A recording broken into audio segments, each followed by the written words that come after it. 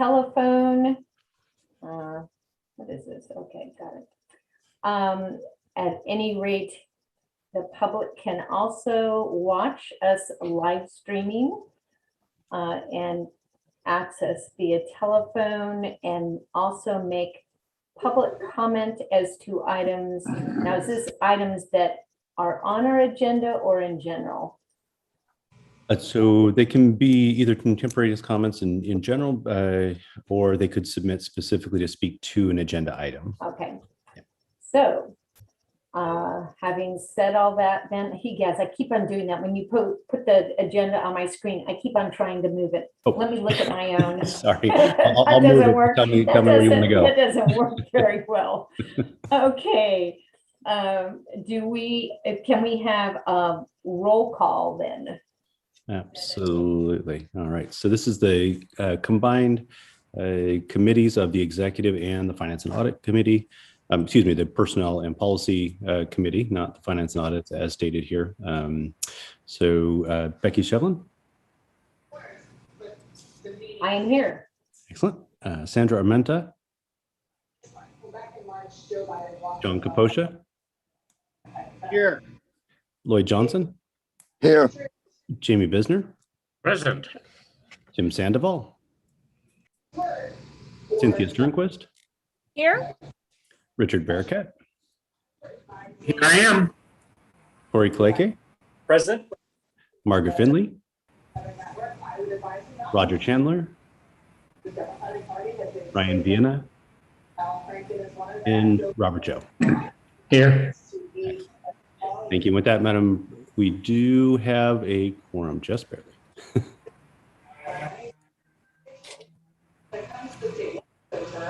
Because the report is not a criminal indictment and the attorney general. Becky, I think you might be on mute. Okay, I'm sorry about that. Yeah. Moving on to order of business, do we have anything that we need to take out of order or dealt with on an emergency basis?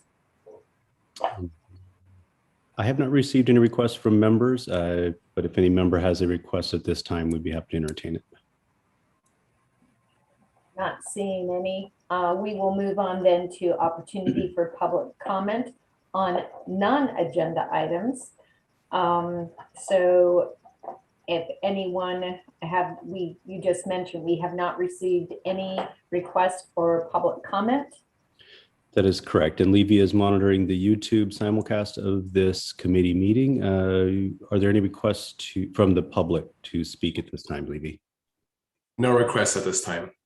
Thank you, Levy. Okay, all right. And we will be asking for public comment on our action items individually then. Okay, I'm going to close that portion of our meeting for public comment then, and we are going to move into closed session, employee evaluation on contract revision, public employee district manager. And so I don't know who all can still remain in our Zoom and who needs to leave. Yeah, and I was going to ask that of legal counsel. Would you like me present in this closed session, or is there something and to the chairs as well? Is this something you'd like to discuss with members in my absence, and then discuss the details of the contract in open session? What's the protocol for that, Kelly? So it's up to the chairs whether or not you are included in the closed session item. The contract itself will be presented in open session for vote at the board meeting. At this point, you are discussing it and considering it. There might be changes that are discussed as part of closed session. If those need to come back out, we can make those changes. So we don't need to do anything other than make a recommendation, which will then be translated to the board. And we do not need a copy of the contract. It's still in draft form and subject to this review. I don't have a problem in having Jared present. Rick, do you have a problem with, would you prefer to have Jared offline? Nope, I'm fine. Okay, then anyone else? I don't know, does Levy have to dismiss himself? I don't know. Yeah, so Levy will manage the meeting, the regular meeting while we go into closed session. And the only other person that would be considered for going to closed session would be Rose. So I'll also take an opinion from both of the chairs, whether or not you'd like Rose present. That's fine. She can be present. Rick, you okay with that? Yes, I am. Yes. Okay, then we will proceed. Then you were given a copy of, We need to go into closed session, Yes. Madam President. yes, and we are now going into closed session. And I will go ahead and open up the breakout room, which will put you all into a separate Okay, closed session. okay, great. And then Jared, just to let you know, Rose dropped off. I think she's trying to reconnect, but I'll put her in once you guys are in. Perfect. Thank you. Okay. Closed session room is opening in 3, 2, 1.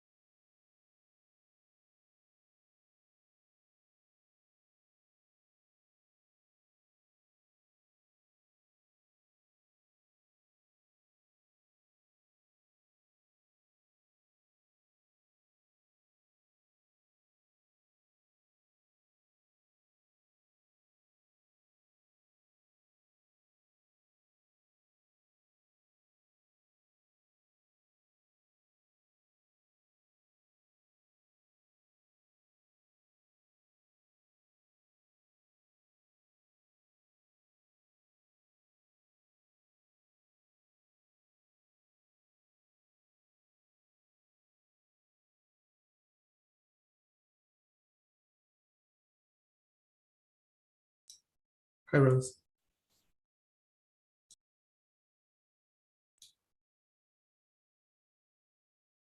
Can you hear me, Rose?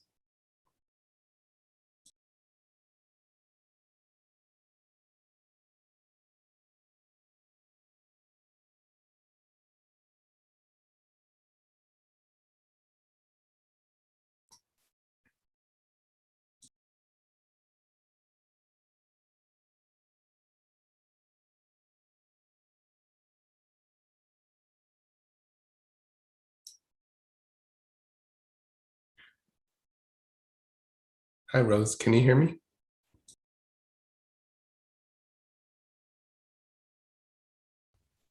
Yes, I can hear you. They just moved, they went into closed session, but they did say that you can join them. I'll go ahead and push you through to the breakout room. Okay, thank you. Okay.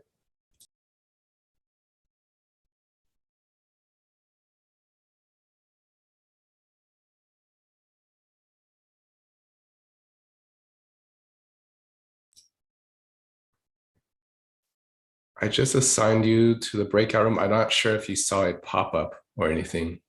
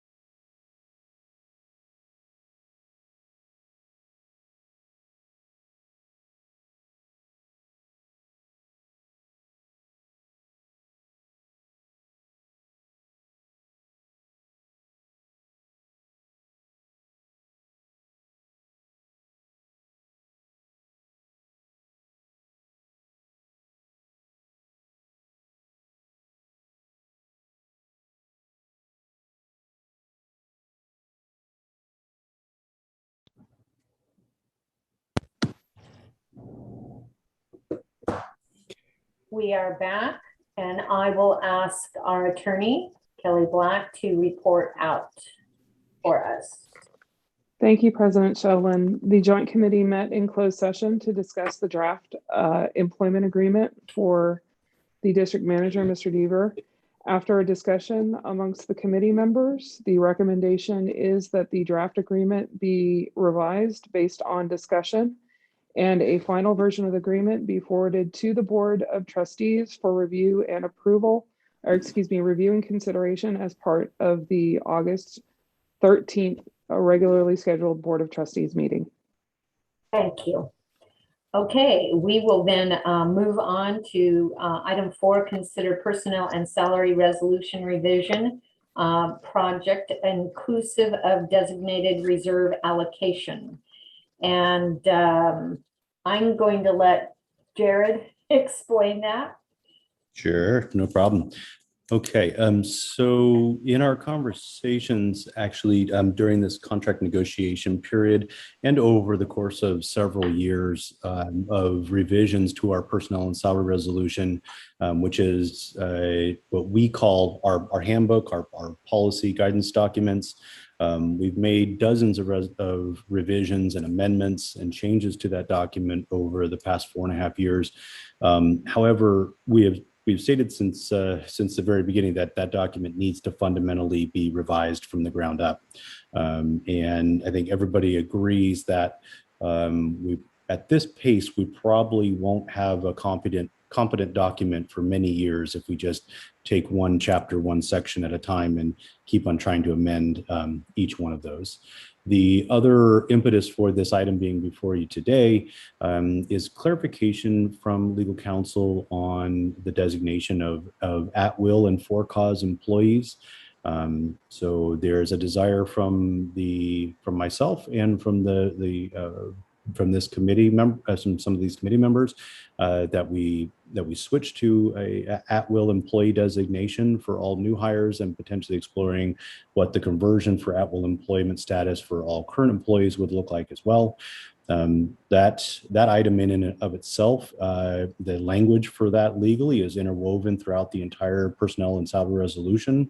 So simply changing that employment designation would be an enormous project in and of itself. So the suggestion was made that we go ahead and contract out the personnel and salary resolution revision project. However, in our budget, we did not specifically allocate funds from reserves for that project.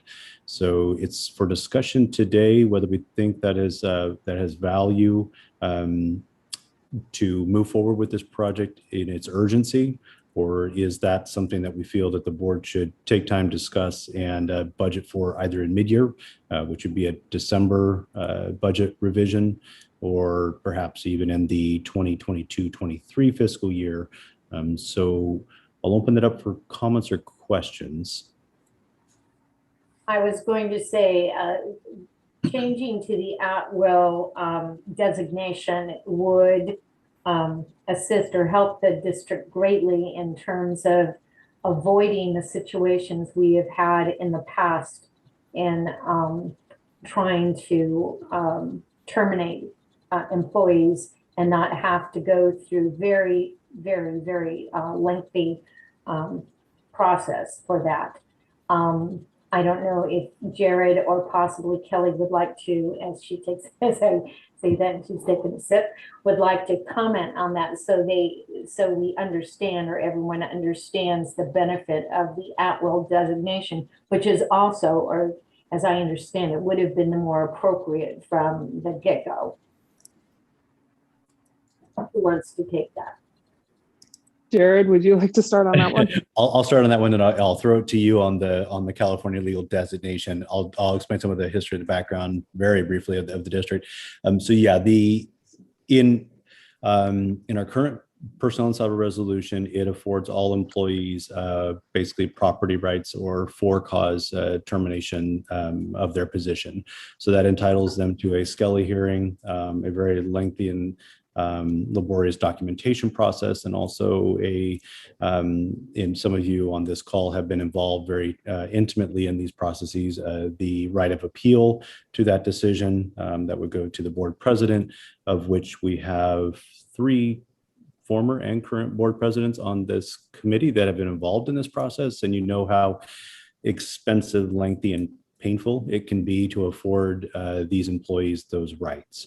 Now, so we're this effort is to change that and to make all employees eventually, or perhaps even do a painful conversion now, at-will employees, so that the standard of termination is much lower, and the process and their rights of appeal to you as the board, is shortened, and also the fees and costs associated that would also come down dramatically, potentially.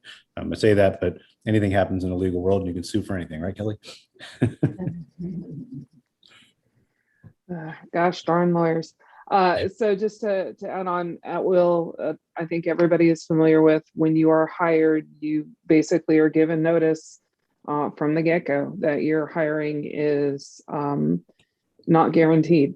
It is at will. And as Jared mentioned, there are lower thresholds with that. It is much more favorable probably to the district as an employer to have more at-will employees.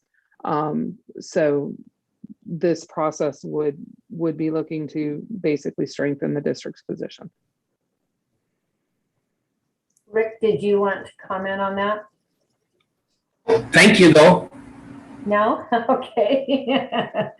So the question is, to do this, is it one or the other or both on these bullet points? It would be, on that one. So the community action required would be, obviously to have the discussion we just did, and then to recommend that we engage in this process. So the process, as I envision it, will be, will probably be an RFP, or a request for proposal, since the dollar amount we're talking about here for rewriting in its totality the PSR will be well above my spending authority, Which is? so we $20,000. So we feel that this project will settle in somewhere between 25 and perhaps on the high side $40,000.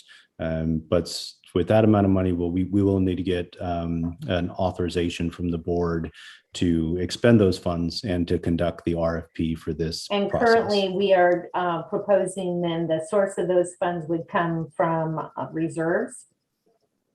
Correct. Mm-hmm. There's an undesignated reserve fund that is quite healthy at this time. So yes, that's what the point of the RFP is, to ensure that we get the best value and then also the best end product for this document. Do we have any comments from any of our committee members here? Madam Chair, as a Yes. as a former president who actually as a vice president had to conduct a Skelly hearing, I would strongly support the recommendation. So when the appropriate time comes, I will so move. Thank you. Thank you. Anyone else? Any other comments? Okay, and this is recommendation, correct? This would go to our governing board. So is this just a consensus item that we give direction to staff to put this on our August 13th agenda? That is correct, Okay. yes. All right. Anyone objecting to that? Okay, not seeing any. The consensus is that we're giving direction to staff to put that on our August 13th agenda for sending out an RFP for the redrafting of our personnel and salary resolution, including the at-will provisions. Because we're not just saying go out and redraft or update our our personnel and salary resolution, we are specifically requesting the at-will provisions, correct? Yes, to be inclusive of all of the other policies being reviewed and being that entire document being brought to the modern legal standard, so that we have a better foundation for our policies moving forward. Okay, all right. All right. And the at-will is the critical part. Yes, Rick? The at-will is the critical part. Right. Okay, moving then on to item 5, which is consider amendments to position, title, and description, clerk of the board / administrative assistant. And this is a critical item because we need to get someone hired, which has been a little more challenging than we had anticipated. So I will let Jared address that. Okay, yes, great point. Very briefly, we did do a recruitment, a very extensive recruitment. We had a lot of applicants for the position that Marta Tanaka vacated a couple of months ago. However, the pool, and we went through several rounds of interviews, a couple of outside panels of interviewers, and collectively at the end of the process, we just didn't feel like perhaps the district didn't advertise the position correctly to get the person that we were looking for. And that advertisement in its foundation is the job description. So I think we were looking for somebody that we weren't asking for. So we want to make sure that we're asking for the right person, recruiting appropriately for the job we intend to be done. So we have made some significant changes to that position, both title and description. So if you remember, it used to be called, or it was the current job description is called the clerk of the board executive assistant. I'm a pretty fiercely independent person. I don't need an executive assistant. I would rather, I'd rather this person support the entire administrative staff as part of their time and part of their roles and duties, and then part of their time as a designated clerk of the board position. So the new job description much more clearly defines the roles and the duties that are expected of this individual. I do have them up here. I was just going to say, are those in 5B? Yeah, 5B is the new job description. Okay. And I included 5A, I apologize, as a Word document because it won't let me save all of the track changes so that you can see what was actually removed, changed, augmented. If I saved a PDF, they all disappear. But 5B is proposed to be the new job description and title. So you see there. So if there's any questions on that. Where's the actual title?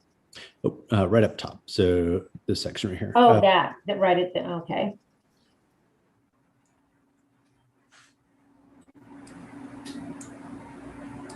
You want to, I know it's obvious, but you want to put under definition, you want to put clerk of the board / administrative assistant and then the definition, or is that?